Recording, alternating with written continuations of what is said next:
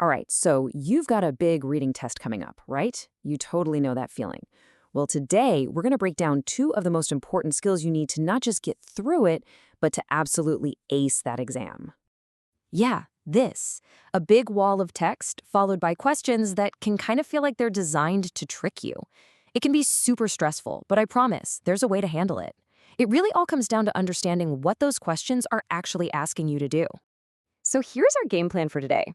We're going to tackle skill 1, drawing conclusions. Then skill 2, making inferences. After that, we'll put them side by side so you can see the difference. And finally, we'll get some practice in. Let's dive right in.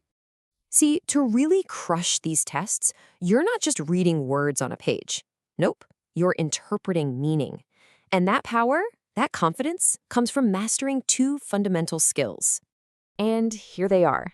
Now, these two sound pretty similar, and honestly, they get confused all the time. But they are very different tools in your reading toolkit. Understanding that difference is your first big step. So let's break down that first one. Okay, so for this first skill, I want you to put on your detective hat. When you're drawing a conclusion, you have to imagine your investigation is limited only to the crime scene. And in this case, the text itself is your crime scene. You can only use the evidence that is right there on the page. And that's the key thing to remember. A conclusion is really just a summary of the facts and details that are directly stated. You can physically point to them in the passage. You're not adding anything new, you're just putting the pieces together to say, okay, this is what the text adds up to. And it really breaks down into a clear 4-step process. First up, you gather your clues, all those specific details. Next, you start looking for any patterns in that information. Then you analyze how all those facts connect. And finally, you build your conclusion, a statement that has to be 100% supported by the evidence you found. Okay, let's try this out. We're going to look at a little passage about someone named Julia. As we read, I want you to focus only on the specific actions and behaviors described. What are the hard facts the text gives us? So look at this list.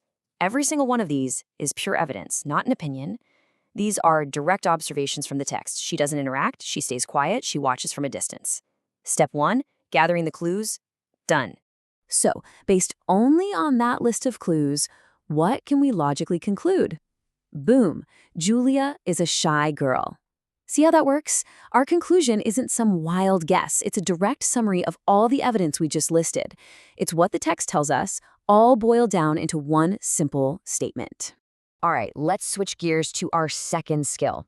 Now, if drawing a conclusion makes you a detective who only uses evidence from the crime scene, well, making an inference is when that detective starts using their own real-world experience to understand what all that evidence implies. And this is the huge difference. An inference is what we call an educated guess. It starts with the clues in the text, for sure, but then you connect those clues to your own background knowledge, what you know about people and how the world works, to figure out what's really going on. And honestly, the formula for this is super simple. It's what I read in the text, plus what I already know from my own life. You put those two together, and you get your inference. It's all about reading between the lines by using what the author gives you and what you already bring to the table. You know, visuals, like this cartoons, are actually a perfect way to practice making inferences because they give you a ton of clues without a lot of words. So let's check out this boardroom meeting. Okay, so take a good look. What are the clues? You've got the setting, what the people are wearing, the guy standing up, and most importantly, what he's actually saying. Put all that together, what can you infer about this company's situation? So we can probably infer a few things, right? 1, the guy standing is probably the boss since he's leading the meeting. 2, they're in a corporate boardroom. 3, and this is the big one, we can infer that the company is way behind the competition because a competitor just launched an idea they ignored for 10 years. The cartoon doesn't say any of that directly, but all the clues lead us right there. Okay, so let's put these two skills side by side one more time to make the difference crystal clear. Getting this right is absolutely critical for those reading tests. So if you remember one thing, remember this. A conclusion is a summary of the facts in the text. An inference is an educated guess based on reading between the lines. One is about summarizing what's there, the other is about interpreting what it all means. All right, theory's over. Now it's time for the real test. Let's put both of these skills together and see how you do with one last passage. Okay, take a second and read this little story.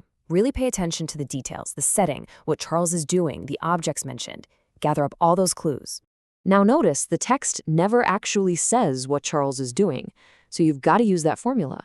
What are the clues from the text and what you already know from your own experience? Put them together, what do you infer is about to happen here? I bet you got it. He's proposing.